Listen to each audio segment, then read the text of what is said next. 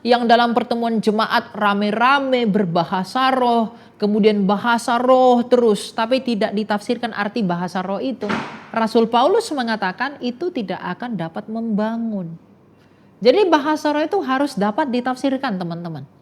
Nah, untuk dapat menafsirkannya Rasul Paulus mengatakan apa? Kita harus meminta kepada Allah agar Allah mengaruniakan kita agar kita dapat menafsirkannya. Sekarang banyak yang berbahasa roh rame-rame dan tidak ditafsirkan, tidak bergantian. Padahal Rasul Paulus berkata apa? Sebanyak-banyaknya 2-3 orang saja dan bergantian dan harus ada yang menafsirkannya. Kalau tidak ada yang menafsirkannya, Rasul Paulus bilang lebih baik kamu diam.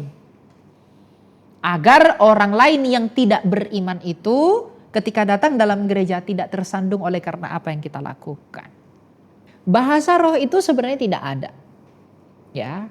Bahasa roh itu di dalam bahasa Yunaninya disebut dengan glossolalia yang secara langsung sebenarnya artinya bukan bahasa roh tetapi bahasa lidah.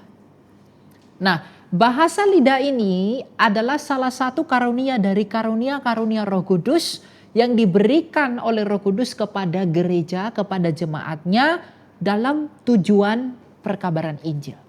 Jadi karunia-karunia roh ini tujuannya untuk apa sih?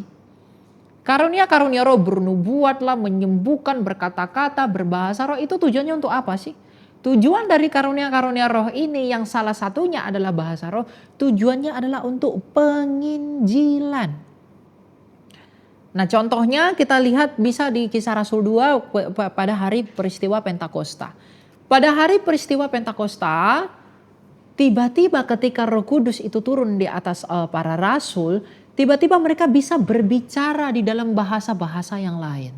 Kiranya apa yang disampaikan pada hari ini dapat membantu kita untuk tetap setia berdiri di dalam apa? Di dalam pengajaran yang benar dan di dalam saran dari Rasul Tuhan kita yang mulia, yaitu Rasul Paulus tentang penggunaan karunia-karunia roh, salah satunya adalah bahasa roh.